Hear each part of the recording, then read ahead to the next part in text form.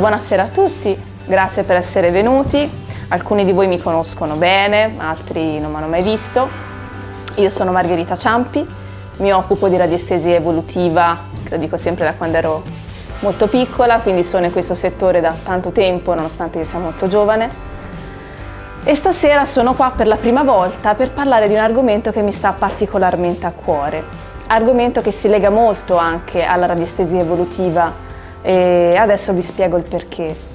Quando faccio le indagini di radiestesia evolutiva, quindi non so, per chi non le conosce le spiego brevemente, è un check-up della persona completo a 360 gradi dove si va ad individuare la psiche principalmente e poi tutta la struttura fisica a livello energetico della persona. Dagli organi alle intolleranze alimentari, tutto ovviamente a livello energetico, quindi è un check-up completo, una consulenza che dura anche 2 ore, dipende dai casi, e ovviamente andiamo a leggere i nostri campi sottili, la nostra energia toroidale, che adesso non la sto a rispiegare tutta, se no fare una conferenza sulla radiestesia, però lo trovate nel video di Holos Life che abbiamo fatto sempre qua al Mosaica, dove vi spiego tutto quanto.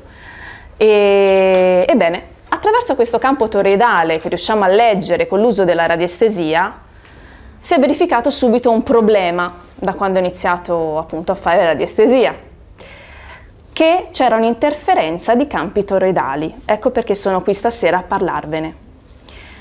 Ovviamente se siete qui non siete di primo pelo in queste cose, avete già avuto modo o avete avuto esperienza nella vostra vita di incuriosirvi o di essere a contatto con questi mondi sottili, che per me non sono più tanto sottili, diciamo che sono la realtà. E questa, ovviamente, il mondo e tutta l'energia è fatto di frequenze. Noi siamo semplicemente una frequenza più solida rispetto alle altre. Siamo una frequenza più materica, ma esistono tante altre frequenze.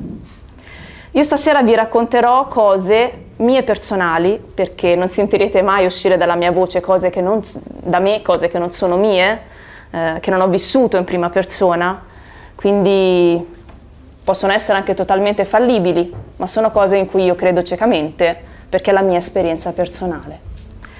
La mia esperienza personale è iniziata con queste cose quando avevo 5 anni. A 5 anni... Intanto racconto di me e di mia madre, anche stasera lo faccio.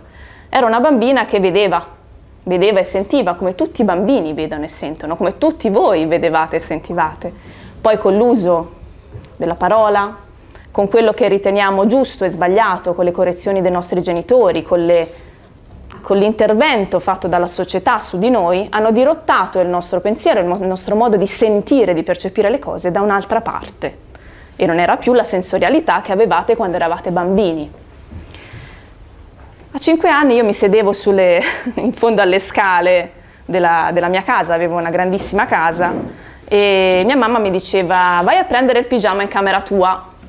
E parolone, vai a prendere il pigiama in camera tua? Sì mamma, però te ti siedi in fondo alle scale e mi parli tu, se no mi parlano loro. Va bene amore? Io sto qua, ti parlo. Per fortuna ho trovato una mamma che mi diceva: va bene amore, che non mi ha mandato subito dalla psichiatra, magari mi ci manderanno dopo questo video. Però ecco, sono iniziate da lì i primi approcci con questo mondo, che in verità è sempre stato il mondo. Bene, vi stavo dicendo prima dei campi toroidali. Quando faccio radiestesia, queste presenze, chiamiamole così, queste entità, si vanno a fondere, a intersecare con il vostro campo toroidale, creando così una specie di, chiamiamolo, vampirismo energetico. E adesso vorrei provare a spiegarvi il perché accade questo. Quando noi moriamo, mi sono accorta nelle varie esperienze che ho incontrato di queste anime, rimaniamo tali e quali. Non è che improvvisamente noi moriamo e wow, ci illuminiamo. No, non è così. Rimaniamo con le stesse cazzate di base, le chiamo io, con gli stessi modi di pensare, con gli stessi modi di agire, con le stesse preoccupazioni, con le stesse ansie, rimaniamo esattamente uguali. E anche come ci immaginiamo vestiti rimaniamo. Okay? Quindi semplicemente la nostra anima e i nostri chakra iniziano a condensarsi nel premorte, sempre di più al centro del nostro corpo, si staccano e si ricrea lo stesso identico campo toroidale all'esterno, però privo di quella frequenza materica. Questa è solo una fase iniziale, una fase di passaggio, per poi arrivare all'ascesa. Quindi queste anime dovrebbero ascendere. Però cosa succede? Questo a volte non accade. Non accade perché la persona che si è disincarnata ha delle cose che la legano qua. E queste cose non sono tipo ghost, semplicemente l'amore da controllare o da preservare, sono proprio anche le cazzate mentali che hanno in testa. Tantissime entità che ho trovato di bassa frequenza, quindi entità magari criminose o che hanno compiuto dei gesti non splendidi, hanno paura dell'inferno. Quindi non vogliono ascendere perché dicono io mi sono comportato così, Dio buono, se ascendo c'è l'inferno. Oppure entità che sono legate alla casa, ai beni materiali, o che ce n'era una in Sardegna, mi ha fatto ridere, questa non è una mia esperienza, ma un'esperienza di un mio collega radionico che abita in Sardegna. E lui ha trovato questa entità che infestava questa casa, dopo vi farò anche uno schema per farvi capire bene come si dividono, una donna che infestava da centinaia di anni questa abitazione, le costruzioni che ne sono venute dopo a seguire, perché aveva creato una maledizione su suo marito che l'aveva tradita, gli aveva rubato i soldi e quindi lei stava lì a aspettare che tutte le generazioni di quest'uomo finissero come dovevano finire, no? E non ascendeva. Rimaneva in questo suo loop mentale, tutta vestita, tutta agghindata, e mi raccontava questo mio amico radionico sardo che si chiama Ernesto, un personaggio veramente, veramente forte. Mi raccontava che quando l'ha convinta ad ascendere, semplicemente parlando come sto facendo io con voi, questa entità ha detto io ci penso, torna domani, e si è andata a cambiare per ascendere. Adesso vi racconterò un pochino di spezzoni prima di arrivare al clou della cosa. Vi ho raccontato di cosa facevo a 5 anni, quindi chiacchierine con gli spiriti e queste frequenze non materiche. Andando avanti con la mia esperienza, il primo ricordo che ho è a 12 anni, quando ebbi un'esperienza di precoma per un incidente in mare, andai in ipotermia. E questa esperienza di precoma, durata veramente poco, mi vidi all'esterno del mio corpo. Vidi l'ambulanza che mi stava rianimando, sentivo il rumore degli schiaffi che mi davano per farmi rinsavire, ma non avevo la capacità di muovermi. In quel momento sono uscita dal mio corpo e stavo bene, stavo realmente bene, cioè non avevo nessun dolore fisico, avevo una leggerezza estrema, un senso di pace veramente bello, veramente profondo, però vedevo quello che avevo intorno e vedevo me. Non mi sono spaventata per quello che stava accadendo, perché avevo la sensazione di poter scegliere cosa fare. E questo è molto importante, perché molto spesso capita che abbiamo la scelta di poter uscire o meno dal nostro corpo e passare nell'altra dimensione, appunto. E mi vedevo con i vestiti che avevo addosso. Un'altra esperienza è stata in casa del mio professore di radiestesia quando ero bambina, che avevo 16 anni. Ho dormito lui a questo hotel, ho dormito nelle camere dell'hotel, che la mattina avevamo il seminario. Entrata in questa camera di hotel, mi vidi questa bambina nell'angolo a destra della stanza che mi fissava. Tutti buono. Cioè, io ero pietrificata, perché sì, ok, però non l'avevo mai vista così bene, così forte. aveva un berettino, avrà avuto tipo 12 anni, aveva un berettino bianco legato intorno al collo e semplicemente mi fissava. E io ho dormito con la luce accesa, non ho dormito, ho dormito con la luce accesa. La sera dopo che dovevo ridormire lì, il mio maestro mi fa: Margherita, ma perché lui ci testava tutti con la radiestesia, tutti gli alunni la mattina per vedere come stavamo, mi fa: ma questa paura? Gli ho detto: ma guarda, ascoltami, per favore, cioè, dai una pulita alle tue stanze. Fa: no, ma chi hai visto? Mi tira fuori l'annuario, perché lui ha costruito questo hotel insieme agli spiriti che abitavano già quella casa precedentemente, l'hanno ricostruita insieme tale quale, e mi tira fuori questo annuario con esattamente la ragazzina che io gli avevo descritto. Mi fa: no, ma lei, perché quella era la sua camera, lei voleva solo sapere come ti trovavi. Siccome sentono che tu li senti, infatti tutti sentono quando sono percepiti da noi esseri umani, materiali, in forma materica, voleva semplicemente sapere se ti trovavi bene, visto che era entusiasta di questo spazio che aveva ricreato. Quindi la sera, quando ho ridormito lì, ho detto: oh, tutto a posto, va tutto bene, sto benissimo, la stanza è meravigliosa. E lei mi ha fatto un sorriso e è andata via. Ho avuto tantissime esperienze quando ho iniziato a lavorare realmente con la radiestesia, e tant'è che quando mi trovo a fare una consulenza le vedo proprio a livello fisico, vedo come sono vestiti, vedo come sono, ma quello che ti arriva con un'entità non è in un linguaggio lineare, è come un linguaggio tutto insieme, cioè vi arriva l'immagine, vi arriva la sensazione, vi arriva l'intenzione. Poi voi lo traducete in un linguaggio, ma io lo chiamo linguaggio in quarta dimensione. Puff, ti arriva tutto insieme, tutto un blocco di emotività, tutto insieme, non c'è spazio-tempo nel linguaggio. Non so se riuscite a capirmi, perché sono cose difficili da spiegare. Non è che l'entità ti parla, come sto facendo io con voi, mettendo una parola davanti all'altra. Arriva tutto in blocco, arriva l'immagine, arriva quello che vuole, arriva il suo stato d'animo, e è quello che frega, è lo stato d'animo.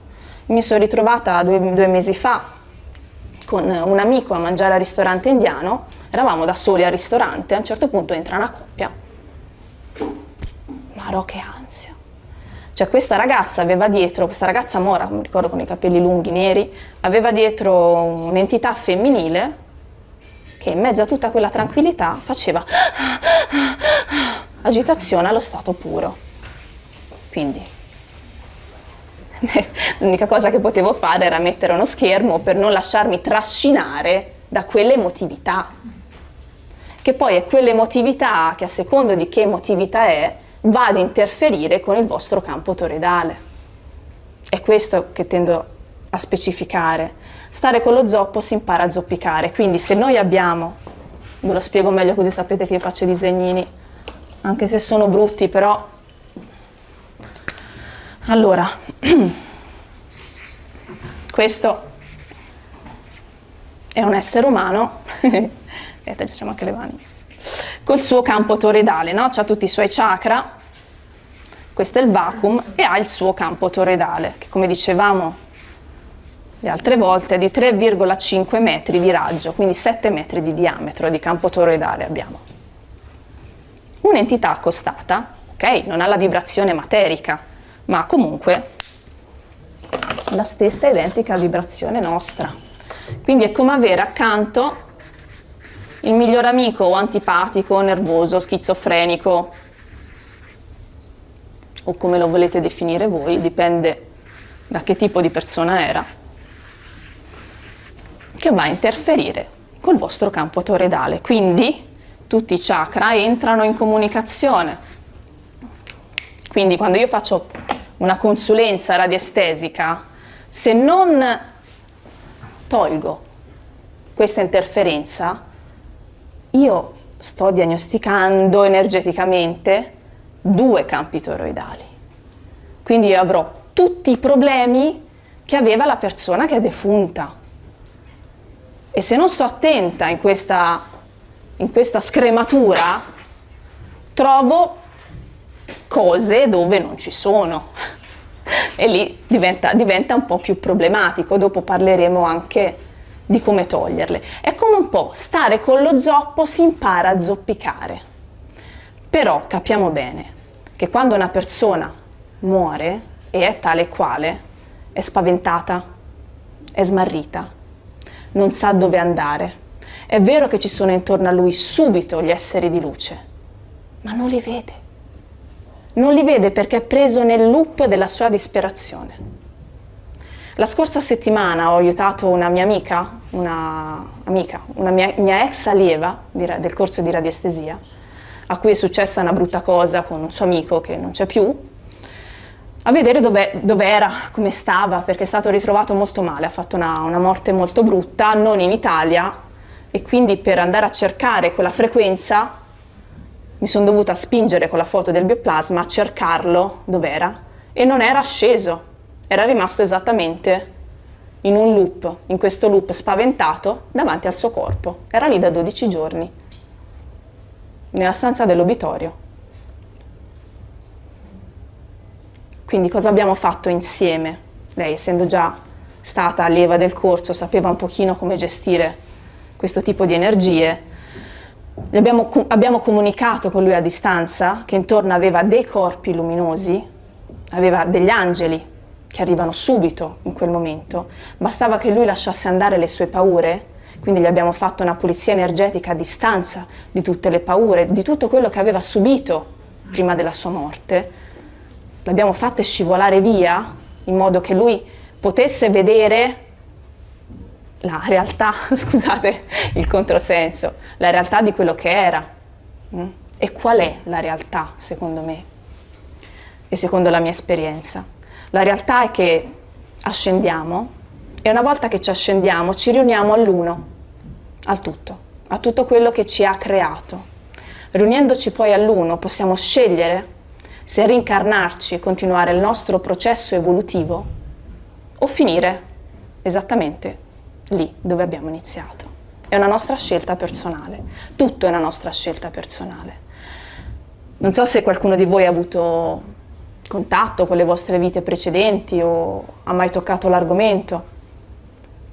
Io la mia prima vita precedente la vidi quando avevo 7 anni al Giardino dei Bobboli di Firenze. Non sapevo quel momento cos'era, poi dopo ho razionalizzato. Ecco, anche tutte le nostre vite precedenti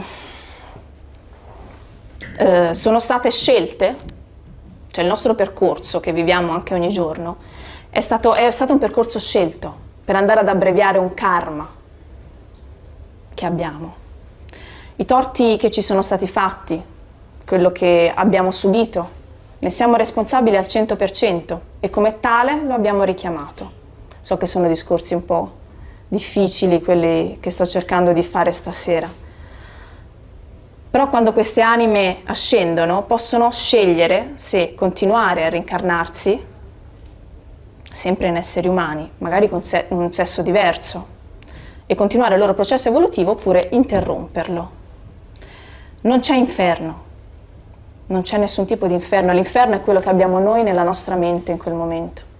E non c'è inferno peggiore, perché sentire un'entità con l'ansia, sentire un'entità che ancora trema per quello che è successo e che ha solo bisogno di amore, ha solo bisogno di essere rassicurata e pilotata.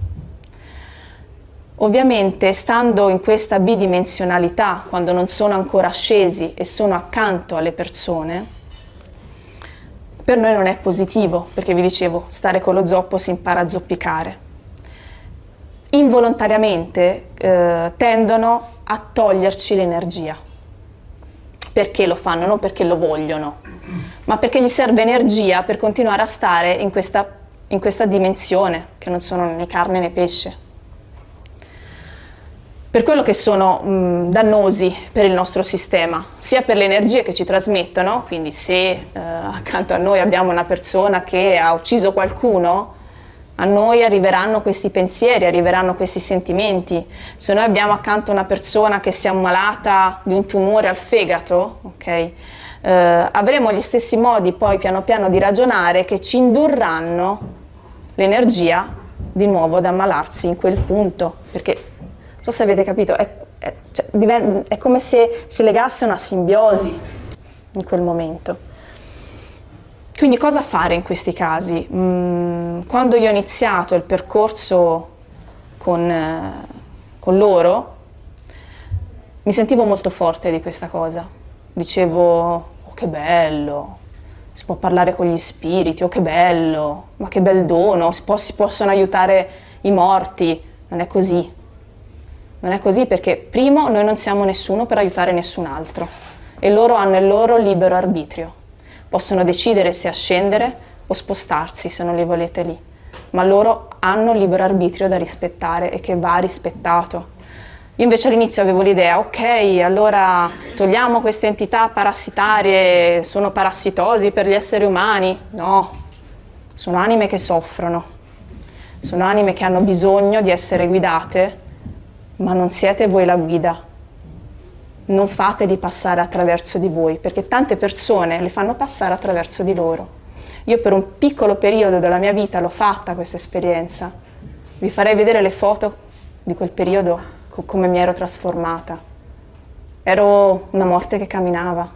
Cioè avevo lo studio più pieno di morti che di vivi, perché poi ovviamente si passano l'informazione e queste cose ok, c'è questa che ci aiuta, che ci dà energia, oh che bello, andiamo tutti, facciamo un party.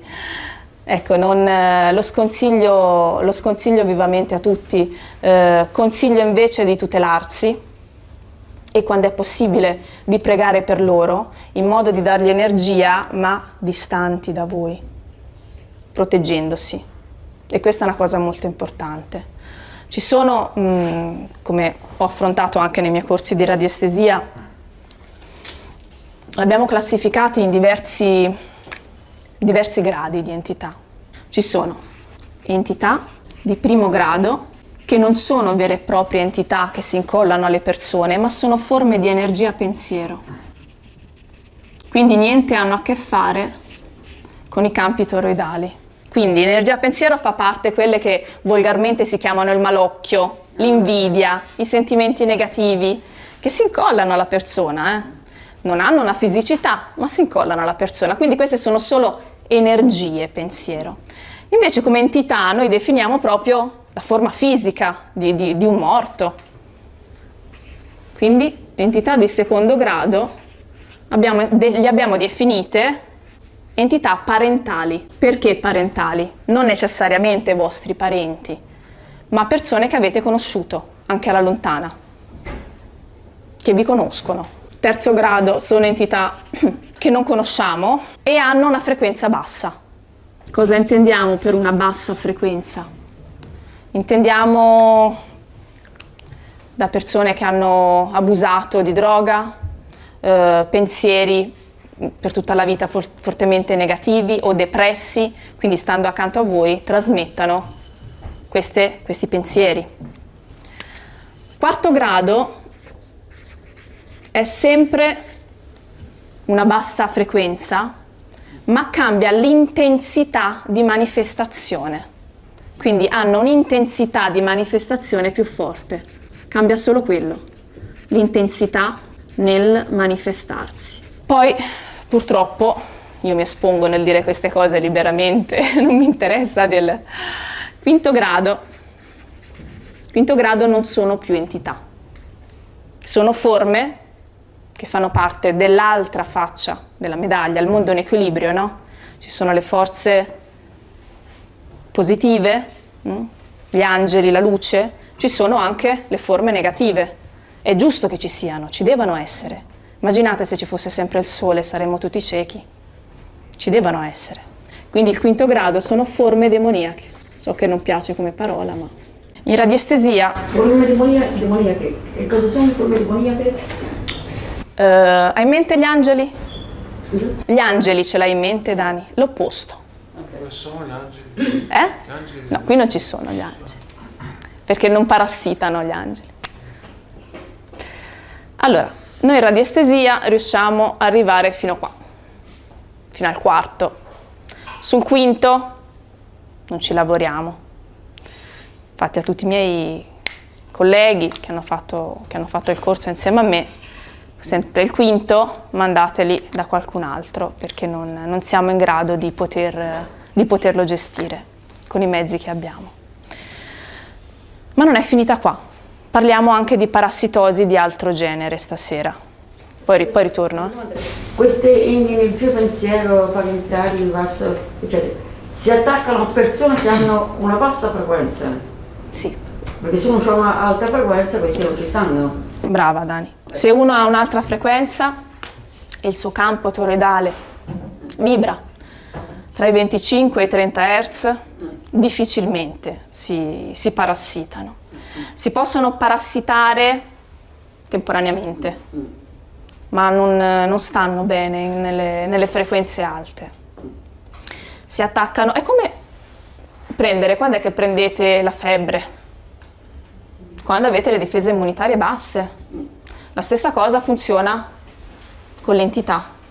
Là dove il vostro pensiero è basso, ripetitivo, depresso, scoraggiato, entrano queste forme pensiero, perché vengono attratte dalla risonanza che voi rimandate a loro. Ok? Quindi se voi invece siete pieni di amore, attraete, si sa, forme d'amore. Quindi quando siamo oltre teta e oltre gamma non ci sono problemi? No. Quindi da gamma giù? No, non ci sono problemi, sono forme passeggere. Ho conosciuto dei casi di colleghi, soprattutto un ragazzo di Milano, che lui pratica sciamanesimo, e durante un viaggio astrale che ha fatto si è portato un'entità di 4º grado di un suo avo. Non è parentale perché non l'ha conosciuto in quella vita, però era di un suo avo. Era un'energia molto forte e molto pesante. Quando mi ha chiesto a me e a un'altra ragazza di controllare a distanza cosa aveva perché si sentiva veramente strano, abbiamo trovato questo 4º grado e gli ho detto, vabbè, togliamolo. Mi fa no, voglio fare questa esperienza. E io, ma sei matto? Ma stai scherzando? Sai cosa vuol dire fare un'esperienza del genere? Vuol dire che in quel momento tu vibri come lui, quindi attrai come lui. Guarda, non me lo dire, già ho rischiato 10 incidenti mentre andavo a lavoro. Ho detto, scusa, ma che tipo di esperienza vuoi fare? Ma sei scemo. Cioè, mi stavo agitando per lui, perché ovviamente è un mio caro amico e l'apprensione c'era. Però no, mi sento che devo fare questa esperienza. Ho detto, ascolta, mi fido di te, fai quello che vuoi, sei padrone della tua vita, è una cosa che se puoi sostenere, risolvitela. Sì, poi se c'è qualche problema ti chiamo e ci lavoriamo. Va bene. Passa una settimana che sta con questa entità, dove è svenuto 3 volte, si è sentito veramente male, ha avuto sogni dalla quale non riusciva a uscire, ha dovuto chiedere aiuto a tutte le forze che aveva, ma è successa una cosa molto bella in quel momento. Quando io sono arrivata a Milano e lui mi ha detto, guarda, adesso lo possiamo togliere. Quando sono arrivata a Milano per togliere questa energia, non ho trovato un'energia accanto a lui che mi ha aggredito come invece sembrava da tutti i racconti che aveva fatto.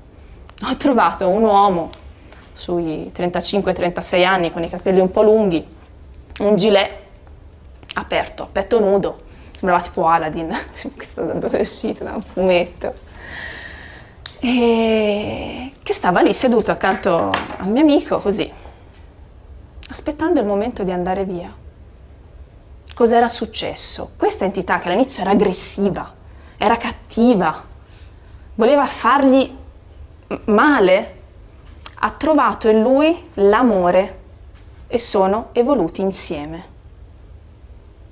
Quindi quando sono arrivata io questo non mi ha neanche guardato, a differenza di quando devo togliere dai campi toroidali per fare un'indagine un'entità che te ne dicano di tutti i colori a volte. No, se ne stava lì tranquillo, quindi aveva ragione, era un percorso che a lui serviva, ma non tutti riescono a reggere queste vicinanze, perché comunque, come vi ho detto, è una compenetrazione di campi toroidali.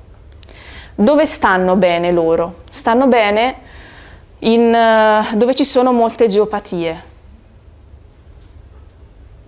come i virus e i batteri, come le formiche. Stanno bene dove ci sono dei campi geopatici bassi, delle frequenze basse.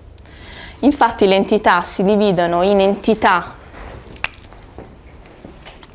scrivo con il rosso che è un'altra cosa, in entità parassitarie, che possono essere secondo, terzo, quarto parassitarie, oppure entità infestanti. Quelle infestanti non si attaccano alle persone, rimangono negli ambienti. Perché rimangono negli ambienti? Soffrono di più perché non hanno l'energia della persona da prendere, ma rimangono ad infestare gli ambienti perché magari sono luoghi a loro cari, perché hanno i ricordi lì, perché vogliono risolvere delle cose. Ognuno ha i suoi motivi, come noi abbiamo i nostri, no? Nella nostra vita. E rimangono lì negli ambienti. Oh, dove però? Stanno bene dove ci sono geopatie. Qualcuno di voi sa di cosa sto parlando? L'ha mai visto nei miei video? Le geopatie sono una casa dove ci sono molti punti CAM, dove il reticolo Hartmann e il reticolo Kerri si vanno a intersecare, più una terza geopatia che forma il punto CAM. Nel punto CAM sono zone dove amano stare gatti, dove sorgono i formicai, dove le api le vespe fanno il nido. A loro fanno bene quelle zone perché sono polarmente opposti alla nostra energia, mentre a noi fanno male, vanno a disequilibrare completamente il nostro sistema endocrino. La nostra energia lì non si ricarica, infatti se noi abbiamo il letto sopra un punto CAM è un punto ad alto rischio tumorale, dove ci si ammala sicuramente. Quindi le entità stanno bene, come le api, le formiche, i gatti, in una casa dove ci sono tanti punti CAM e dove ci sono tante geopatie. Se voi avete una casa in equilibrio, non ho mai visto una casa in equilibrio con delle entità. Dimmi. Un mobile antico, un quadro antico. Ho avuto una signora a casa mia che fa Theta Healing, ha trovato dei quadri antichi, dei mobili. Quelle non sono entità però, quelle sono il primo grado, sono energie. Perché le nostre energie rimangono attaccate agli oggetti e quindi quello che tu vai a leggere se è una forte energia attaccata a quell'oggetto, che può sembrare un'entità, ma non è pensante, mentre l'entità è pensante. Cioè l'entità siamo noi senza fisico, quindi gli puoi parlare, puoi comunicare con loro, possono evolvere, cambiare insieme a te. Sapete quante entità che fanno i corsi di radiestesia?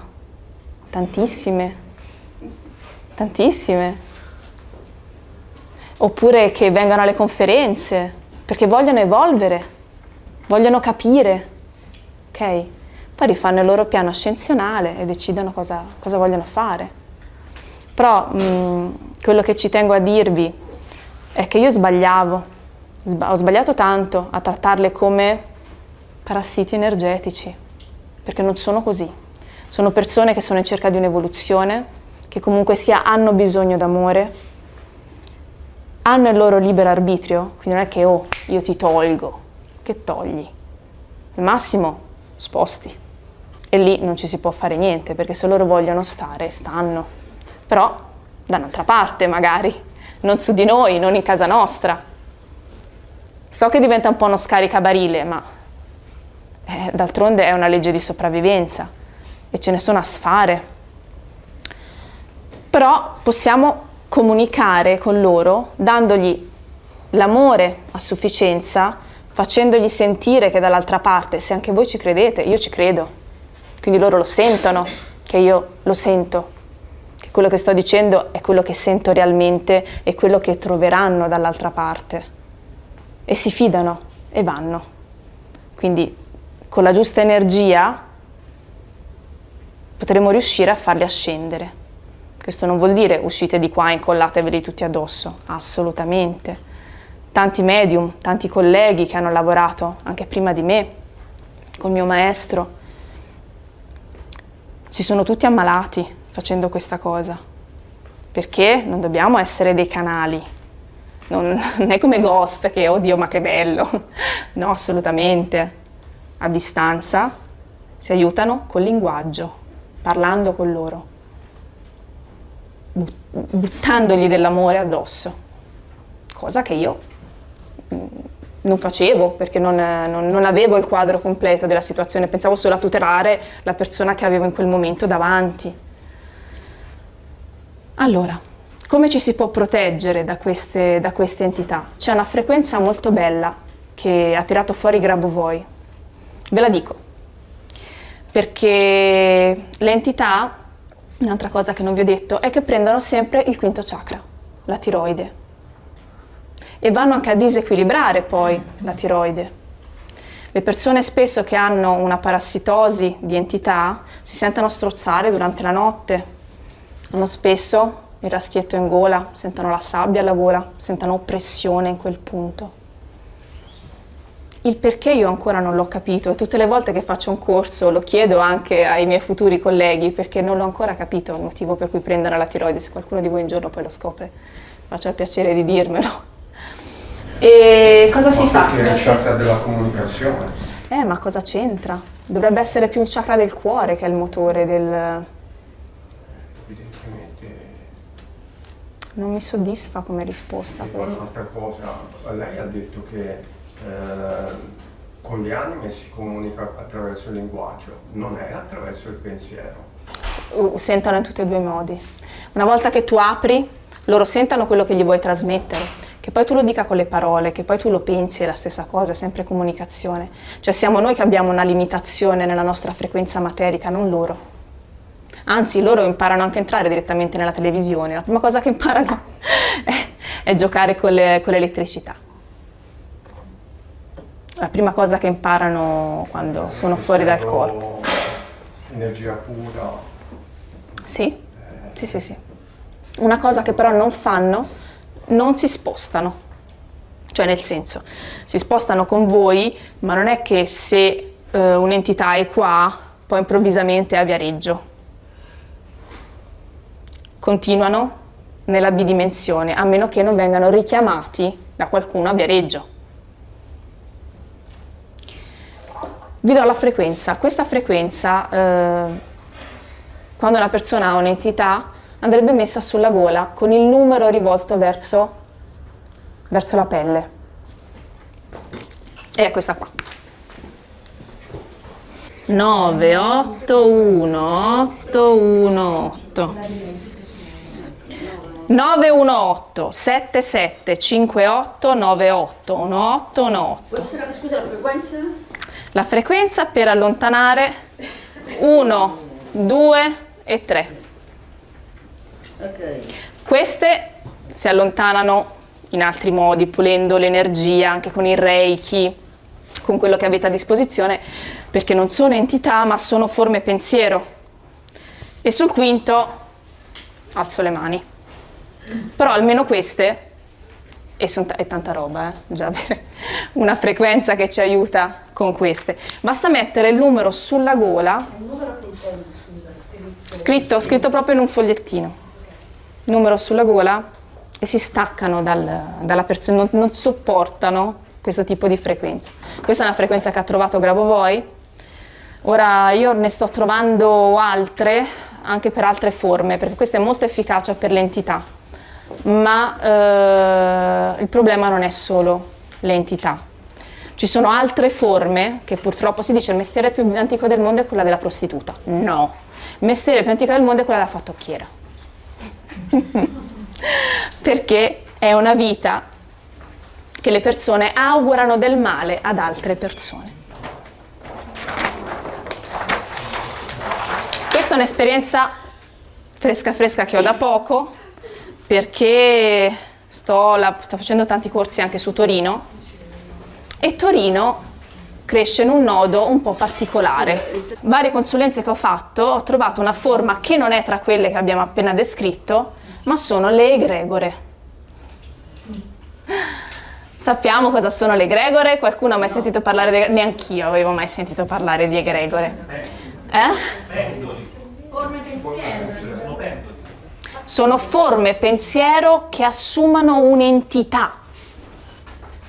Cioè, ho detto, ma cos'è sta roba? Cioè, Vi spiego.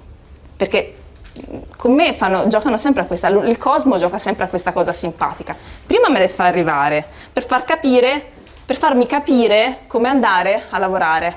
Grazie. Quindi mi sono trovata quest'essere, che ve lo descrivo, è una cozzaglia di roba nera, scurissima, che si attacca in 2 punti.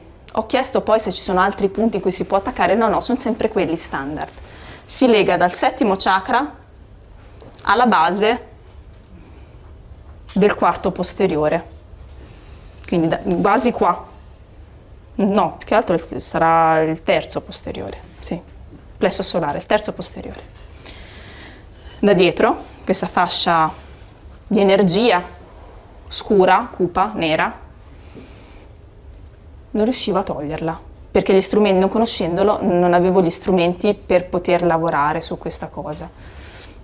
Come si formano le egregore? Tutti i pensieri che prima facevano parte del primo, vi ricordate? Condensati, possono essere mandati e proiettati alla persona interessata. E la cosa carina, e a Torino le usano, invece di mandarsi i cioccolatini, loro si mandano le egregore. Hanno ancora questo... carini, simpatici, possono essere proiettati anche attraverso gli oggetti.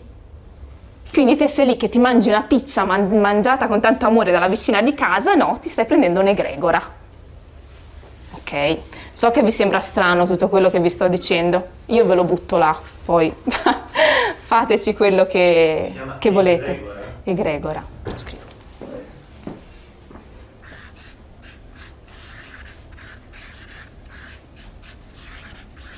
Egregore.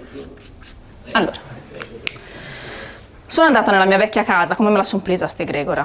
Sono andata nella mia vecchia casa, dove c'era tanto odio di una persona che conosco bene, ho preso un vecchio materassino che mi serviva, quel materassino fatto da focus, da passaggio per questa cosa simpatica. Quando sono arrivata a casa mi sentivo strana. Però mi guardavo le pupille, non era neanche l'entità, perché ormai l'entità le vedo allo specchio.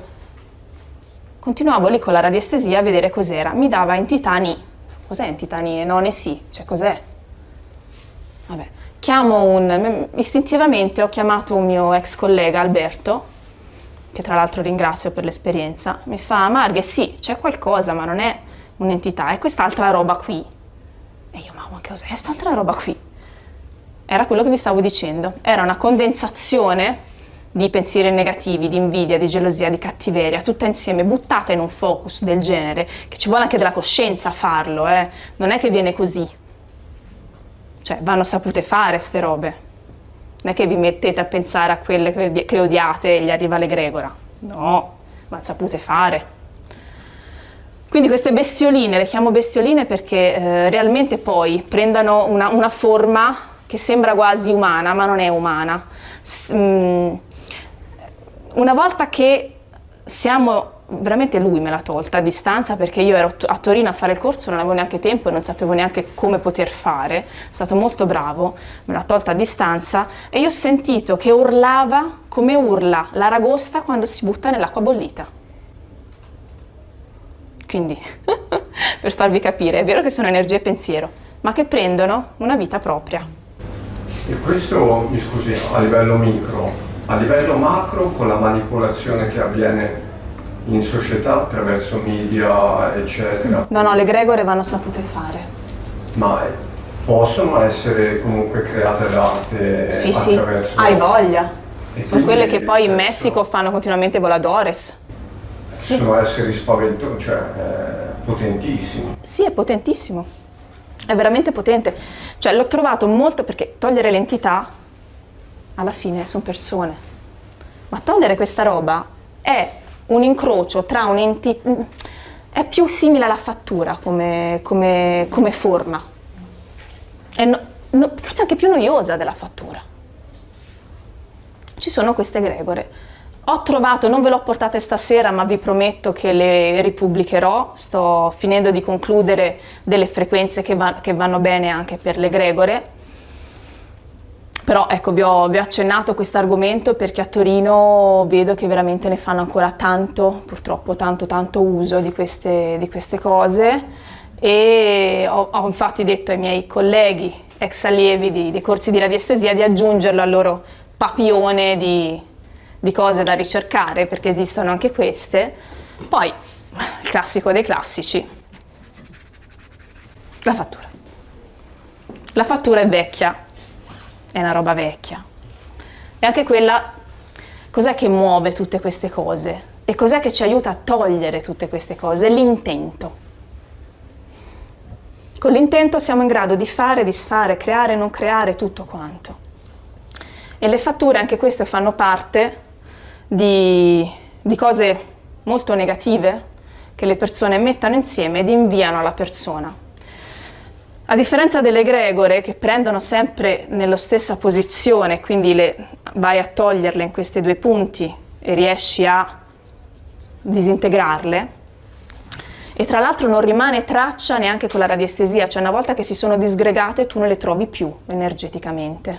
Cioè non è che puoi andare poi a chiedere da dove sono venute, devi farlo prima, perché poi non trovi più traccia energetica di loro, come se scomparissero, come se non fossero mai esistite.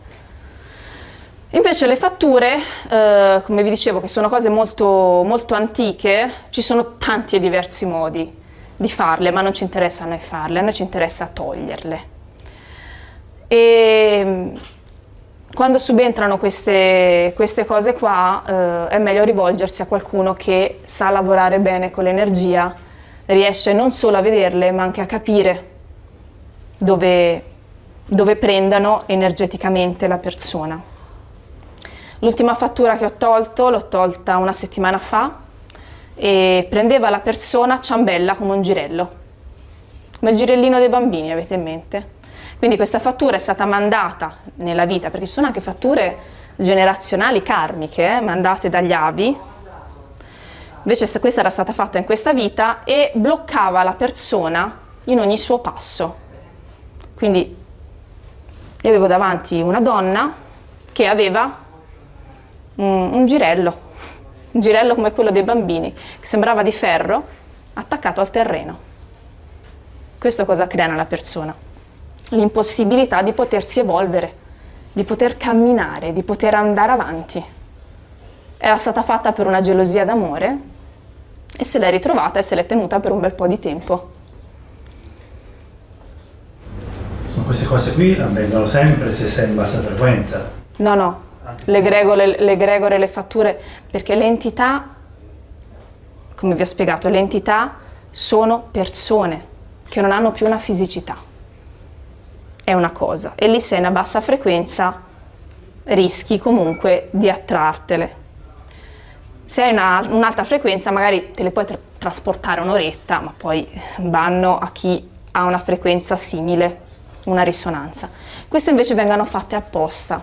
Purtroppo qui non c'è una cosa universale, un elisir, un simbolo che possa coprire tutte queste cose, perché essendo frequenze vengono modulate sulle persone, quindi non c'è una frequenza contraria che te la possa togliere. Stiamo lavorando a una serie di cose che può riuscire perlomeno a tutelare la persona, ma ci stiamo ancora lavorando.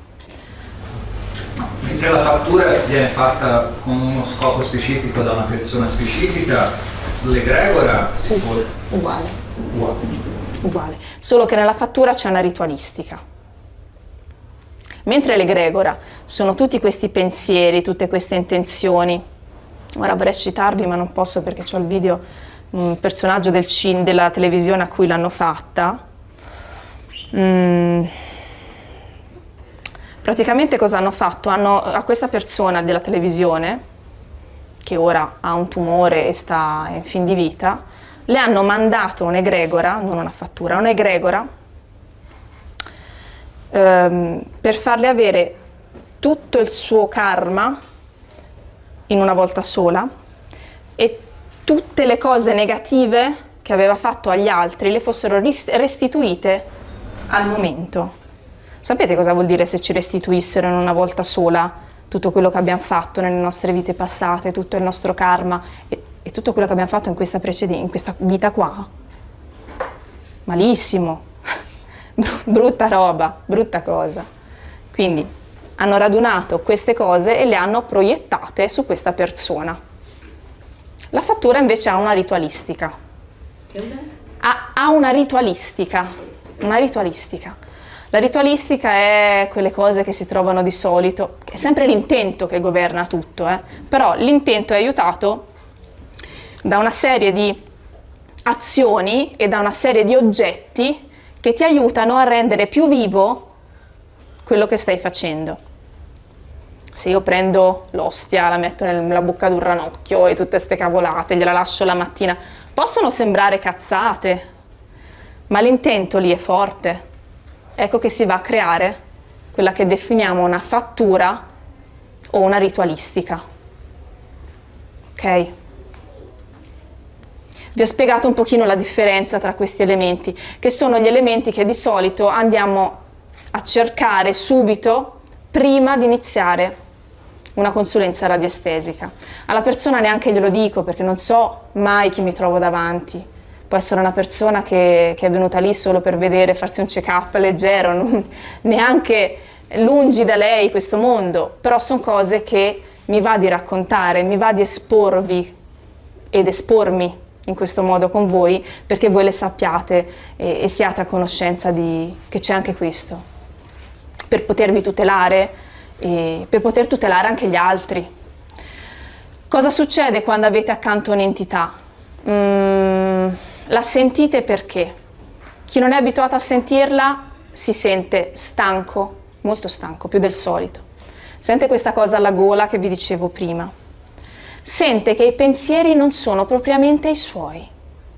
Vi è mai capitato di svolgere un'azione che svolgete sempre e avere in testa una cosa che non è propriamente la vostra?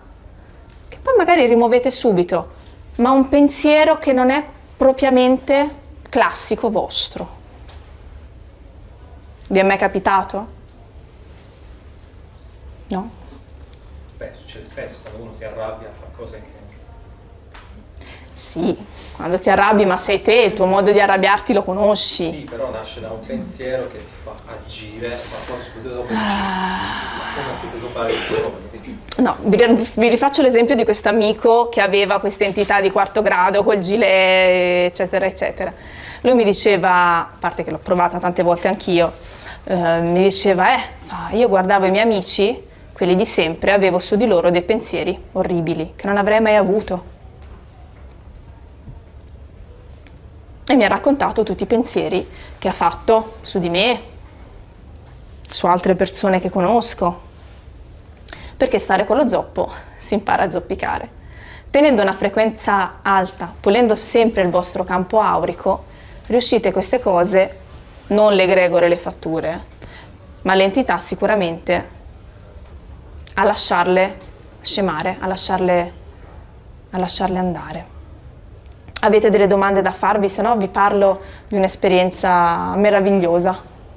Io volevo chiedere, e pensavo che potesse essere oggetto dell'interessantissimo peraltro seminario.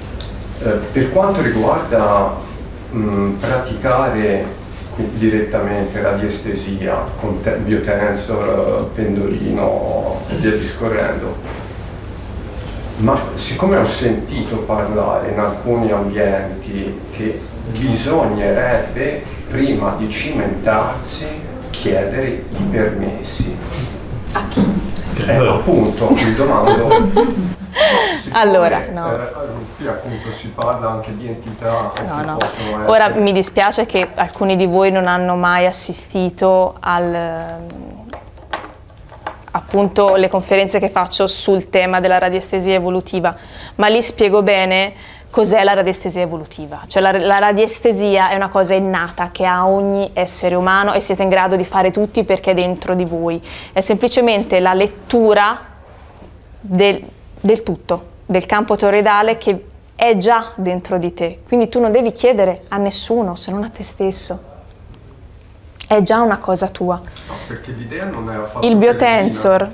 Esistendo entità che possono interferire, immagino... ma non interferiscono se tu hai il biotensoro o senza, anzi, questo è uno strumento di indagine in più che hai rispetto ad altri, perché con questo riesci a vedere cose che normalmente non vedresti.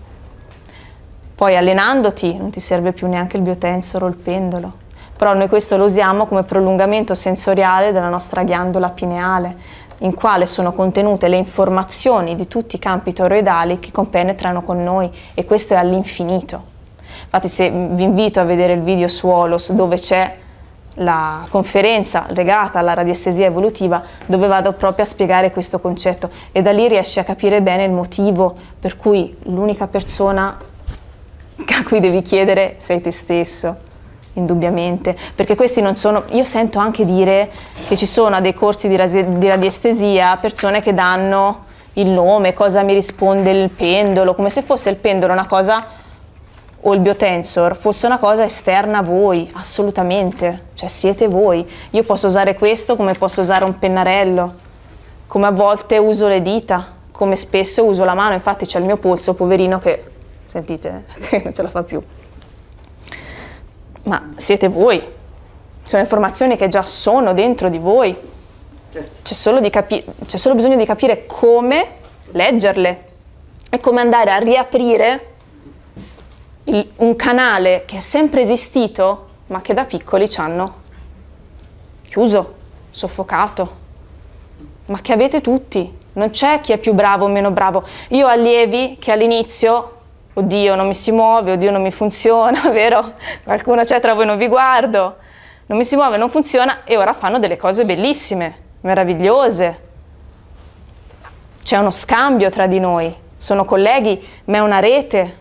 Perché se io non avessi avuto in questo momento Alberto, che era il mio ex allievo, a dirmi no guarda, mi risulta questo e questo, ok, allora non sono pazza, sarei stata ancora lì a capire cos'era fattura ni, cioè né no né sì, che roba è. Quindi è uno scambio continuo di informazioni anche che abbiamo tra di noi, molto molto molto bello, è un aiuto, è un contributo che diamo, a noi stessi, perché ci permette di capire che non siamo soli, ma che facciamo parte realmente di un tutto, e questo tutto è percepibile, è proprio tangibile nella nostra vita quotidiana, e andare anche ad aiutare, per chi lo vuole, a rialzare il livello vibrazionale che hanno, portando la persona all'autoguarigione, che è sempre un'autoguarigione. Ok? Vi vorrei raccontare un'esperienza meravigliosa, perché ho parlato di cose che magari possono sembrare negative, pesanti. Voglio raccontare senza fare nomi né testi, perché ci sono sicuramente persone qui che conoscano la storia, conoscono le persone a cui mi sto riferendo. Non farò nomi, però un'esperienza che mi è successa l'anno scorso, tra le più belle che io abbia mai avuto. Era il 22 di novembre. Sì, 22 di novembre scorso. Stavo finendo con un mio collega un bastone sciamanico perché dovevo fare un ritiro al Munaiki di Milano. Ero tutta presa a fare sto lavoro.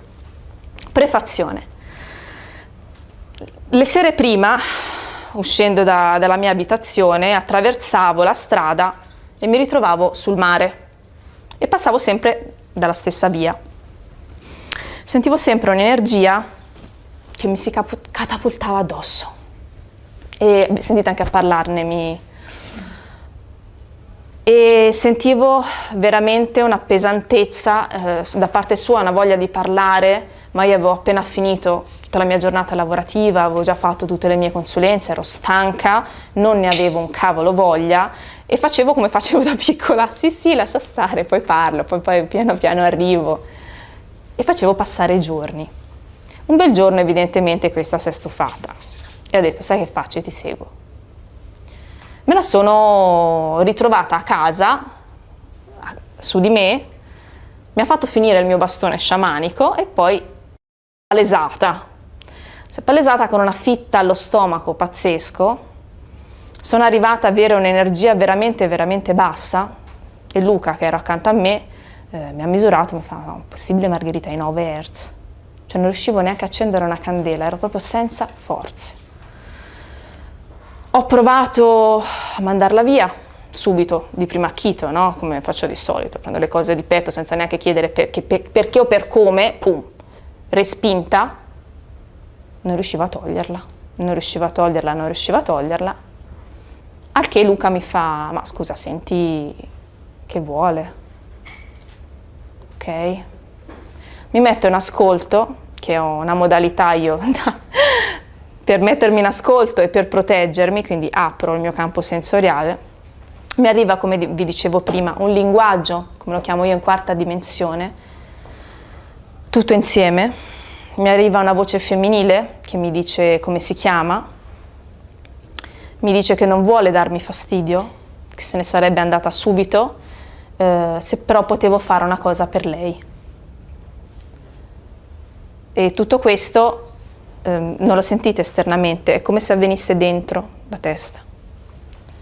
Quindi ero lì con questo biotensor in mano, che poi a un certo punto non mi è servito più perché mi continuavano ad arrivare i messaggi non dal biotensor.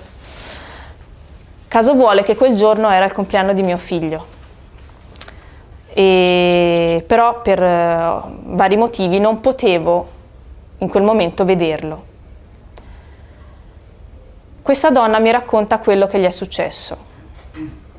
Le è successo che è stata uccisa mentre lavorava da suo marito, che pensava, vabbè, comunque è stata uccisa e ha lasciato due bambini piccoli. E mi ha detto: io è 7 anni che sono qua e voglio lasciare ai miei bambini un messaggio d'amore. Ecco che qui è venuta fuori una cosa molto particolare, perché mi ha chiesto di aprire la dispensa e di prendere 2 barattoli di miele che io neanche ricordavo di avere, perché l'avevo prese tempo prima, quando sono andata nel Grosseto non mi ricordo neanche dove. Comunque non mi ricordavo neanche di averli questi 2 barattoli. E nel frattempo voi immaginate il mio collega che si vede tutta la scena, no? Apro la dispensa, prendo questi 2 barattoli, mi fa: sì, adesso questi 2 barattoli di miele ci devi mettere sopra un'etichetta con scritto amore. Ho detto: sì, ma ci devo mettere anche amore da parte di mamma? Fa: no, li inquieteresti, no? Cioè, c'hanno anche un senso ironico molto spiccato. E ho scritto amore e gli ho detto: ma ora che cosa ci devo fare con questi 2 barattoli di miele? Devi andare in quel bar e lasciarli alla titolare, spiegargli tutto quello che ti ho detto e lei ci penserà lei. Ho detto: cosa? Cioè, tu vuoi che io esca di casa come una pazza con 2 barattoli di miele, che mi rechi in questo posto che non ho mai visto, di gente che non conosco, e gli racconto quello che tu mi stai dicendo? Sì. Ok. Erano le 2:30, quel bar sarebbe stato chiuso. Ho detto: guarda che è chiuso. No, vai, che ci sono. Ok. Parentesi. Mi ha detto: scrivi amore nei barattoli come se lo stessi scrivendo ai tuoi figli, che in quel momento io non potevo vedere. Mi ha detto: ti sosterrò anche per risolvere questa tua situazione. Quindi era proprio una cosa che mi ha preso dentro, ok? Perché capisco quello che stai passando. Ok. Prendo questi 2 barattoli come un'invasata, cioè, ma ragazzi, cioè veramente, robe da pazzi, perché un conto è viverli per conto suo, un conto è esternarle a persone che non ti conoscono. Prendo sta bustina con Luca dietro, mi fa: ma dove vuoi andare? No, chi se la toglie se no questa cosa la devo fare, anche perché la sentivo proprio dentro. Mi ha fatto piangere, mi ha passato tutto il suo dolore, mi ha passato tutto il suo sentimento, tutta la sua preoccupazione, tutto il suo amore. Cioè, io in quel momento ho sentito tutto quello che lei provava, non potevo non farlo. Sono andata in questo bar, ho bussato, cioè avevo un cacaccio che non vi immaginate. Ho bussato, mi ha aperto un uomo e già non era una donna, perché lei mi aveva detto che avrei trovato una donna. Ho detto: guarda, dovrei parlare con la proprietaria. Sì, sì, è di là, te la chiamo. Me la chiama, ma guarda, no, non stiamo cercando nessuno per il personale. Gli ho detto no, in questi sacchettino. Ho detto: guarda, dovrei raccontarti una cosa, è successo questo e questo. Mi ha raccontato questo e questo. Questa proprietaria si scioglie, mi dice: ok, glieli porto io. È successo qui, è successo esattamente quello che ti ha raccontato, conosco bene le persone a cui ti stai riferendo, ora è tanto che non vado là, ma ci vado subito. Gliele confeziono con altre cose perché non posso presentarmi solo con 2 barattoli di miele, ma gliele porto immediatamente. Si è vestita, è partita e gliela portate. Nel mentre che io ho fatto questo, voi non potete immaginare la corrente di beatitudine che mi ha attraversato in fondo la schiena alla testa e mi ha accompagnato per una settimana. Un calore, un benessere talmente intenso, cioè brividi anche solo adesso a parlarne, che non ha solo coinvolto me, ha coinvolto anche Luca, perché lo sentiva anche lui, perché essendo complice della cosa, anche se non in primo piano, questa cosa l'ha sentita anche lui. Siamo andati davanti al mare a dire no, cioè, grazie per questa esperienza meravigliosa. Un calore, un senso di pace, di benessere. Quindi vi dico, ok, parliamo di entità, parliamo anche di questo mondo, ma sono persone. Sono persone che hanno vissuto, sono persone che hanno della sofferenza e sono persone che tante volte vengono anche ad aiutare. Perché in tanti casi io ho avuto degli aiuti da parte loro, dei suggerimenti. A volte non si fanno neanche poi tanto i cavoli propri, però ti tutelano in qualche modo a volte. Sono persone. Così come trovate tanti volti intorno a voi, tante anime, tanti modi di approcciarsi a voi diversi, esattamente sono loro. Quindi non c'è da temere tanto i morti, c'è più da temere i vivi. L'unica cosa che vi dico, una protezione per il vostro campo toroidale, quello sì. E la trovate con questo numerino da mettervi alla gola. E tenendo comunque un campo toroidale pulito e una frequenza alta, in modo semmai da poter guidare senza farvi invadere da queste presenze che poi non vogliono invadere, non vogliono rubarvi energia assolutamente, sono costrette a farlo perché vivono in questo limbo del non asceso ancora. Dimmi. Scusa, il discorso di questa frequenza, di questo numero, specificando, uno lo fa se sente quelle che sono i sintomi. Certo, io vi direi avete la radiestesia, usatela, però certo. Non avendo questo, sì, esatto. Sentite... Lo tieni quanto? Cioè uno dovrebbe... Allora, si può tenere anche un paio di minuti. Un paio di minuti. Poi io ai miei colleghi che lavorano con le energie gli dico di tenerlo sempre a contatto con la pelle, infatti se lo tengano o nel reggiseno o nelle mutande, perché comunque lavorando spesso con le energie ti trovi sempre a contatto con queste forme, quindi è bene tutelarsi a prescindere. Però questo per chi ci lavora. Quindi una cosa che consiglio magari a chi fa Reiki, a chi fa pranoterapia, anche a chi fa massaggi, perché comunque siete sempre a contatto diretto, sempre, che voi andate lì a lenire i dolori delle persone che avete davanti. Quindi lenendo la vostra empatia entra nel loro campo toroidale e vi prendereste tutto quello che hanno loro pur di farli stare bene, perché tanto gli operatori, quelli veri, sono così. E quando si è a contatto con la morte quasi, non dico quotidianamente, ma siamo lì? Ok, chi lavora negli ospedali intendi? Lì è molto bello. È molto bello perché se sai come prenderle, ti aprono un mondo, ti aprono veramente un mondo, ti accorgi di tante cose. Però succede... C'è da proteggersi. Succede che le persone che stanno accanto, mi è capitato proprio l'altro giorno di vedere la classica figura di una donna completamente già vestita di nero, che sembrava già avesse preso tutto il vissuto di questa donna, questa signora anziana, ancora, non so se la ritrovo quando torno. A me come l'impressione che bisogna difendersi anche da questi. Sì, niente accade mai per caso, nel senso, lì c'è sempre un'energia che viene richiamata. Non so se hai capito quello che intendo. Okay. Niente accade per caso nel cosmo, niente. È tutto equilibrato, è tutto calcolato.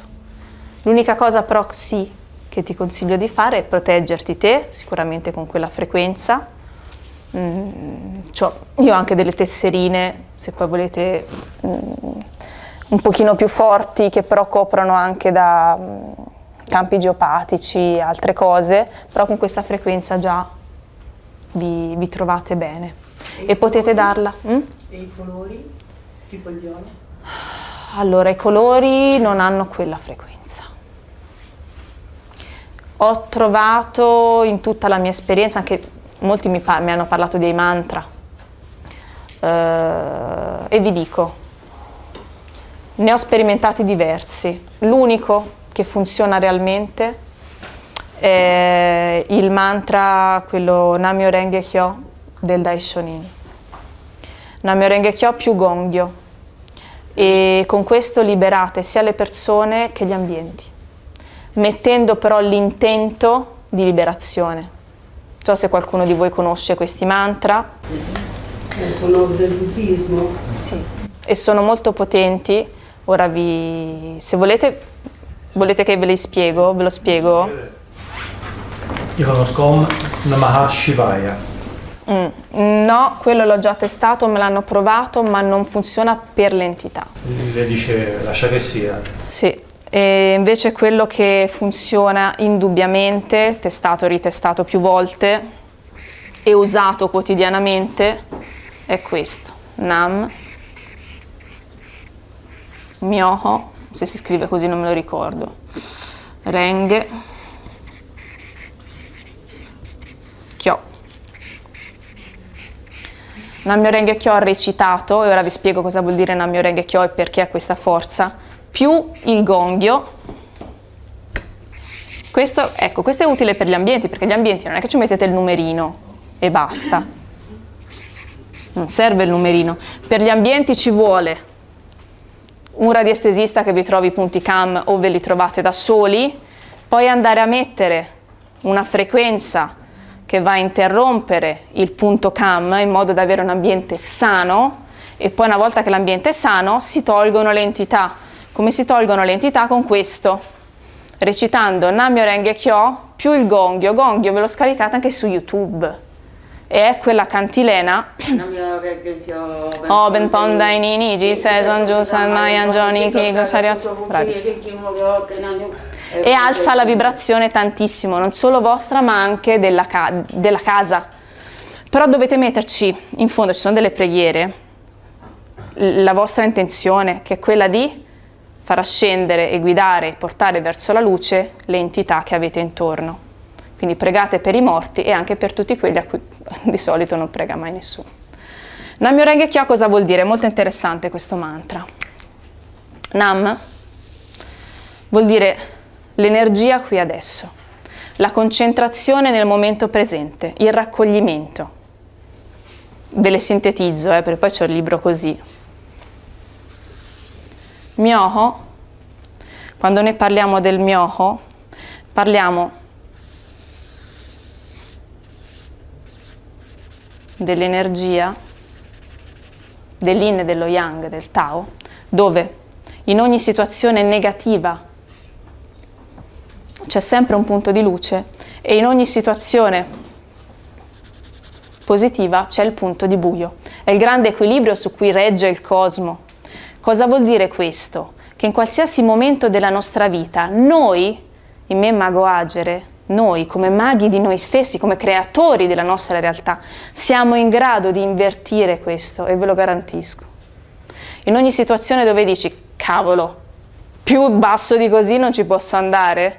No, lì puoi trovare sempre quel puntino di luce, e quel puntino di luce è quello che ti fa ribaltare la situazione, perché se voi trovate quel puntino di luce e ci credete, ci andate in fondo, vedrete che la situazione migliora rispetto a quella che avevate prima. E poi vi arriverete a dire, oddio, se non fosse successo quello, non sarebbe successa sta cosa meravigliosa. Però dovete trovarlo quel puntino di luce, se no rimanete nella cacca. E questo sta dicendo questo mantra, trovate quel puntino di luce. E sappiate bene che nelle situazioni più idilliache c'è sempre il lato ombra, come c'è in ogni persona. Ogni persona ha il suo lato luce e più ha il lato luce, più profonde sono le sue radici.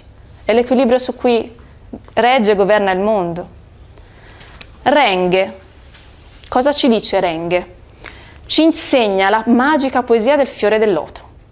Il fiore del loto che nasce, il seme, mette radici là dove l'acqua è melmosa. Allegoria alla vita. Quindi quando la vostra vita è uno schifo, è lì che si radica le radici del fiore del loto, che è anche il fiore del karma, che sbocciando poi in superficie, una volta che si apre il fiore, la melma si deposita tutta sul fondale. E perché viene molto osannato questo fiore dai buddisti? Perché è l'unico fiore al mondo che ha in sé il seme e il frutto. Ha tutto nel qui e ora. È la legge che a loro piace tanto di attrazione. E cosa ci dice questa legge di attrazione? Che quello che voi desiderate e create realmente ha in sé i semi e il frutto, ha la causa-effetto. Quindi andiamo a tagliare, e questo è un concetto un po' più difficile, va a tagliare lo spazio-tempo e vi dà quello che vi serve in questo momento, perché voi lo state creando in quel momento. Oltre a poi alla bellissima allegoria del fiore e di tutto quanto. Kyo cosa ci insegna invece? Ci insegna che non serve a niente stare a predicare, a fare om, a essere puliti, a pulirci lauree, a fare tutte le belle cosine spirituali, se non facciamo l'azione. Perché non è che avete bisogno dei soldi e ve le passano sotto la porta. Credete in voi stessi e dopo tutto questo che abbiamo appena detto, buttatevi nel mondo e create la vostra azione. Se non la create, dal niente non viene niente. Quindi prendete il cuore, buttatelo di là dall'ostacolo e saltate. Questo vuol dire Kyo. Quindi questo mantra, che in sé, ora ve l'ho raccontato in sintesi, ma c'è un libro così, che è molto bello, racchiude, secondo me, il vero significato della vita. E è per questo che è così potente. È questo che voi dite all'entità in quel momento. Gli state raccontando questo. Ok? Oltre poi al gonghio, che sono tante altre bellissime nozioni sull'energia, in questa preghiera lunga, che aiuta ad alzare le vibrazioni vostre e di quello che è intorno. Però vanno vocalizzate, perché la frequenza vocalizzata ha un altro effetto. Una mia cliente mi fa, ma c'è su YouTube, lo metto play a tutto volume, funziona. No, che cavolo. E l'intento dov'è? E la vibrazione, la parola, l'anima dov'è? Dovete vocalizzarle le cose per poter veicolare il vostro intento. In tutta la serata che ci siamo raccontati stasera, una sola cosa vorrei che vi rimanesse impressa, che secondo me è la più importante, la parola intento. Con l'intento muovete ogni cosa. Ogni cosa.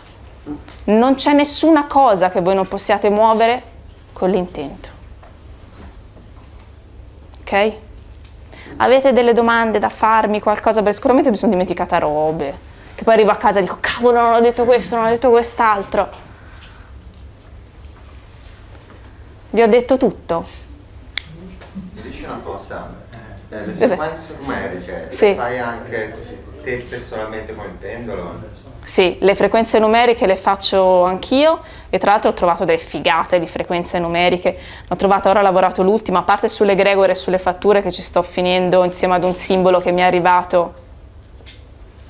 Non ho capito, scusate, è arrivato? Mi è arrivato, mentre facevo sto famoso Munaiki che vi stavo raccontando prima, a Milano, in mezzo a tutto questo tram di emozioni, mi è arrivato un simbolo molto, molto potente da usare in queste circostanze e lo sto mettendo a punto, prima dovevo capire cos'era realmente, insieme a queste frequenze. Sì, le faccio io, le potete fare anche voi. Sì, le faccio già. Sì. E ne ho trovata una interessante che prende sia i 5 giga, la tutela dei 5 giga, le onde elettromagnetiche, geopatie, punti CAM, entità, tutto insieme, protezione, salute fisica e psichica, e tutto addensato insieme in una sola frequenza. E pensi che siano più potenti quelle fatte a te al momento o quelle dei Grabovoi? Allora, quelle di Grabovoi, la maggior parte di quelle che ho testato funzionano. Tante che ho testato non sono in risonanza con me. Non posso dire che non funzionano, però non le sento in risonanza. Questa qua che vi ho detto invece, che lui lo chiama talismano di protezione generale, ho verificato che funziona sulle entità, cosa che lui non ha scritto, però è vera, cioè la nozione che ha detto è vera, si chiama talismano di protezione generale e funziona.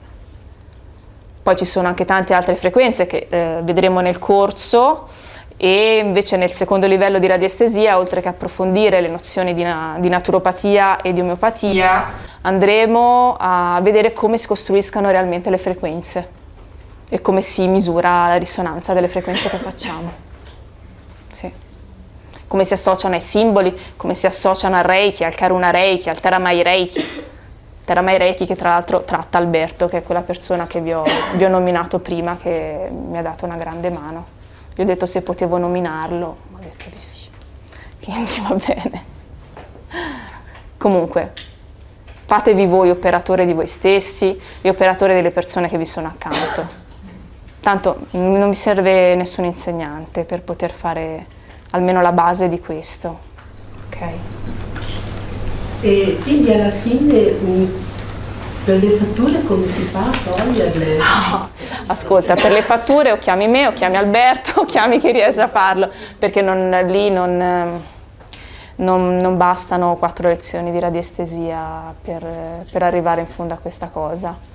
Sicuramente in quel momento io uso tutte le cose che ho a mia disposizione, ma vado a vedere se sono in risonanza attraverso la radiestesia, quindi non potrei dirti come fare perché non c'è un metodo, va a seconda della persona, perché poi le fatture cambiano a secondo di chi l'ha fatta, di come l'hanno fatta, di cosa hanno usato, non è una cosa standard, capito? Quindi ti conviene chiamare una persona che le sappia togliere. E qui in zona ci sono io, c'è Alberto, su Milano c'è Nadia, ci sono altri operatori in giro che riescono bene e sono cose che non si fanno a scopo di lucro, quindi non viene chiesto compenso per questo. Poi se uno vuole lasciare qualcosa o portare una caciotta va bene lo stesso, cioè lo scambio c'è sempre, però insomma non si fanno a scopo di lucro. È possibile fare una fattura involontariamente, cioè senza... No. L'intento Per l'intenzione di nuocere. C'è sempre l'intenzione di nuocere e la fattura è fatta, come vi dicevo, si usano delle cose. Quindi io mi metto qui, prendo una bambolina, ci faccio le aghini, le cose, simil voodoo, cioè vado a caricare il mio intento attraverso anche degli oggetti, capito? Quindi diventa una ritualistica. Quindi un semplice pensiero negativo ti va a creare quello di cui parlavamo prima, che è il primo grado, che non fanno parte di entità, ma sono le forme di energia pensiero. E le gregore invece? Le gregore sono tra la fattura e la forma di energia. C'è l'intento e non solo, te le mandano anche attraverso le cose fisiche. È quello che dico, ragazzi, ma ci vuole della fantasia a mandarmela attraverso un materasso. Cioè, parliamone. Vengono mandate attraverso una pizza, vengono mandate, vi rinomino sta pizza perché mi è capitata a Torino una ragazza che mi ha raccontato questa cosa della pizza, però vengono mandate anche attraverso oggetti, anche per posta volendo. Ad esempio esistono, non so, delle pietre, sulla gemologia diciamo ci sono tante cose. È l'intento, perché se tu prendi una pietra che ha quelle proprietà, no, okay. Funziona se la carichi di un intento,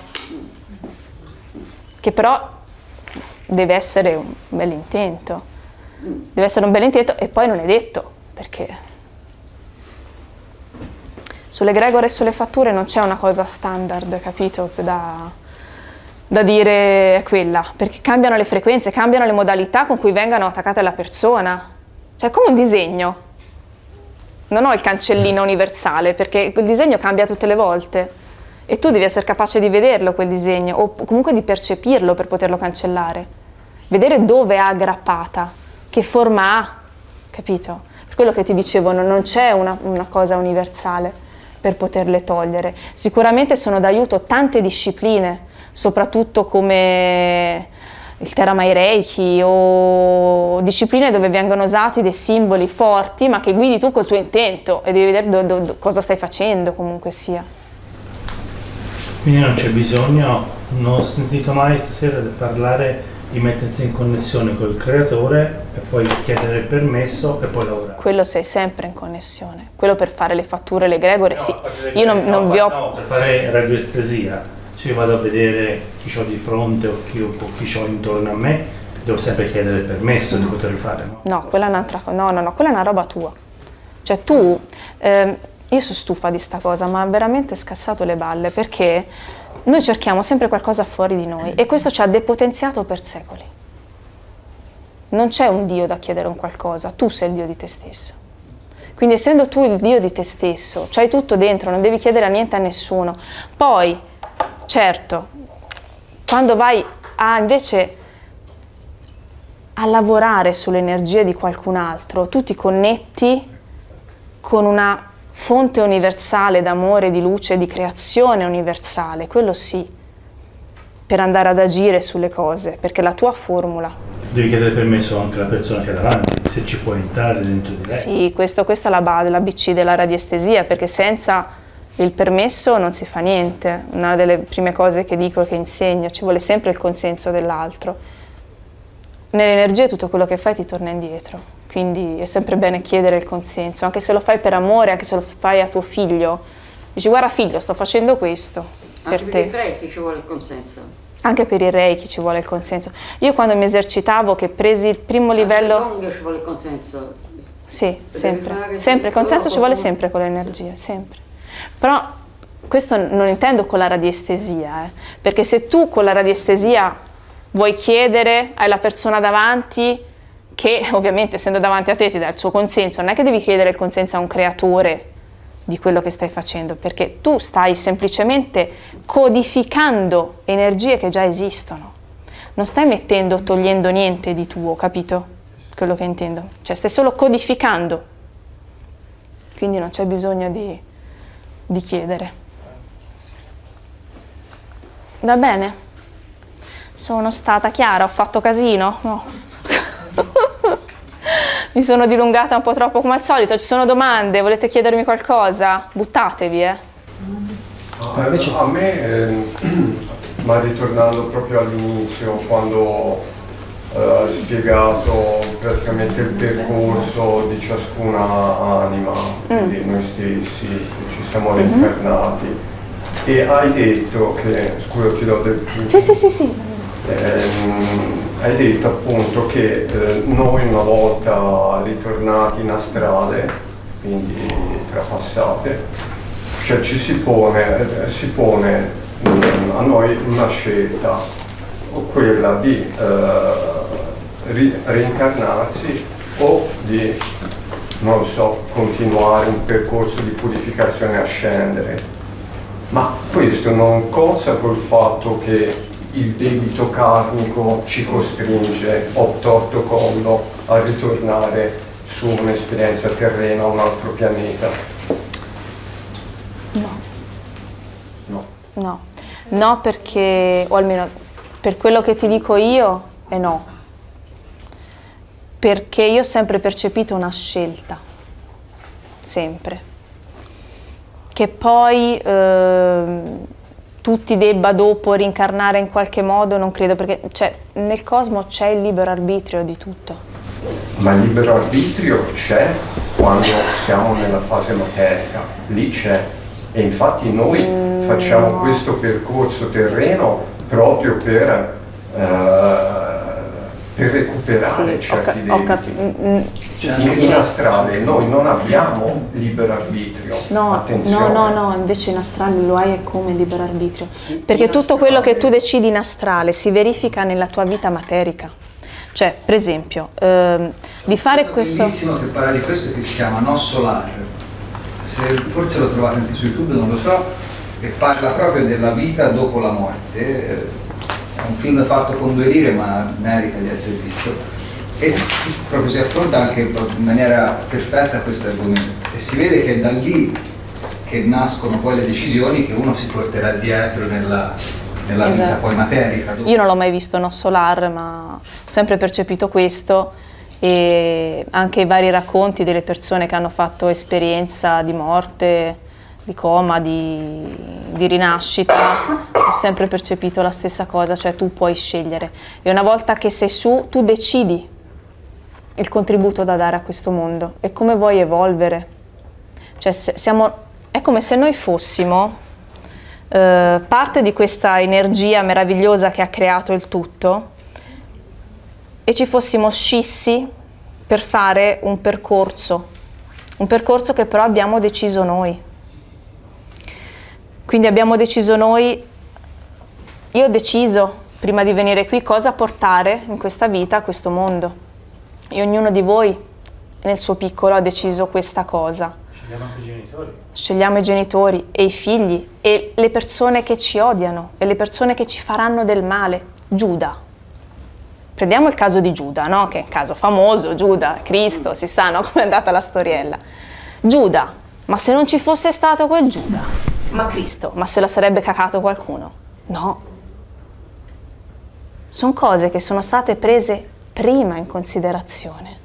Ok, scendiamo giù, facciamo che tu fai la parte della suocera cattiva, facciamo che tu fai la parte di Giuda, perché tanto io devo risolvere questo e voglio fare questa esperienza dentro di me, devo arrivare a purificare questa cosa di me e devo arrivare a fare questa esperienza e la fai. Io la vedo così. C'è sempre una scelta. E vedo anche quando faccio radiestesia che molte persone che hanno il 7° chakra, che è la connessione, in disequilibrio, ce l'hanno spessissimo perché non stanno facendo quello per cui si sono incarnati. Quindi la sua anima richiama il richiamo. Quindi te ne torni su e poi riscendi, ma perché l'hai scelto tu, non perché te lo impone qualcuno. Se io non avessi fatto il percorso che sto facendo adesso, avrei un disequilibrio nel mio 7° chakra, perché mi sono incarnata per fare questo. E ognuno di voi l'ha fatto per fare le sue cose. Se voi venite meno a quello che avete programmato quando siete scesi, ma quindi, si stacca. Cioè, a livello proprio dozzinale, così del ragionamento, ma una persona che effettivamente non ha brillato, non ha seguito il proprio, che dire, vocazione anumica, può riprovarci. No, e se decide di rimanere in astrale, che cosa... Ha deciso di rimanere in astrale, fa la guida, fa semplicemente la guida. Cioè, probabile poi, che prima o poi magari ritorni anche, però siccome decide il tempo lui. alla fine non esiste, se lo scopriremo noi. Quello sì. Quindi... Sì, non c'è spazio. Poi ascolta, io non ti so dare definizioni, cioè quello che vi sto dicendo è parte della mia esperienza, poi di più non conosco. Cioè, così approfonditamente non ho la cognizione delle cose. Lo spazio-tempo sicuramente non esiste. Vi può interessare un libretto che mi ha lasciato proprio speechless, come si dice, cioè senza parole. Bello, piccolino, e ha un titolo che, cioè, non ci avrei scommesso. Praticamente il manuale di sopravvivere alla morte, ed è fatto da un tale Sensitive, uno che quantomeno dice, un millanta, di fare viaggi in astrale abitualmente e li descrive, e praticamente lui sperimenta effettivamente un ambiente in cui è popolato appunto anime defunte e ho tutto. Ho il mondo dell'astrale molto particolare, perché lì non trovi solo anime, non trovi anime, trovi anche forme, trovi forme anche di animali, di cose, quelle che io in astrale ho trovato cose tipo fate, lupi, queste che vengono racchiuse nelle leggende, nelle favole per bambini. In astrale ho trovato molte simili di queste forme, che poi non si sa quale sia la loro vera natura, se si vogliono manifestare così o se è realmente la loro natura, però quando glielo chiedi di manifestarsi nella loro vera natura la tirano fuori. Però sono forme che non conosco bene, le ho solamente viste in astrale, percepite, mentre io stasera avevo parlato di una cosa che mastico tutti i giorni e su cui posso parlare bene, ecco. Hai parlato di chakra all'inizio, no? Cioè, per chi è credente o meno, al battesimo i sacerdoti ti chiudono il quinto chakra e il settimo chakra. Sì, allora qui andiamo a parare in un discorso che non ne usciamo più. Andiamo a parare in un discorso sul perché è stata creata la figura della Chiesa, sul perché è stata creata la figura di Dio. Come ti dicevo, perché si cerca sempre un potenziale esterno a noi quando invece ce l'abbiamo dentro, quale potere dentro di noi vogliono occultare, ma penso che se vi ci mettete a pensare da soli ci arrivate anche da soli, senza stare a... Un Dio creatore certo, deve essere concepito. C'è la creazione di tutto, non un Dio creatore. Per gli sciamani Dio era, cioè, tutto è energia, tutto è Dio e di fatto sì, noi praticamente che poi tu lo voglia chiamare Dio, Buddha. Di congiunzione siamo tra una il creato, siamo una parte di Dio, cioè, quindi siamo Dio di fatto, come una cellula per il corpo.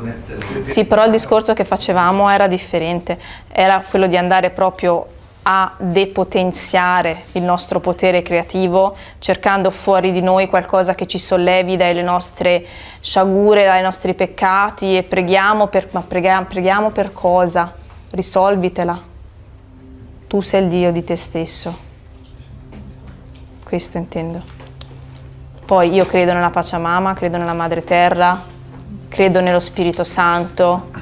Quando sono all'astrico prego anche la Madonna, però tutto è già dentro di noi e questo è importante, perché così voi vivete una vita depotenziata, pregando sempre qualcun altro che risolva i vostri problemi, quando invece non è così. Io ringrazio tutti per aver ascoltato tutte le mie castronate stasera e poi se avete dei dubbi semmai vi scrivete, va bene? Buona serata a tutti, grazie.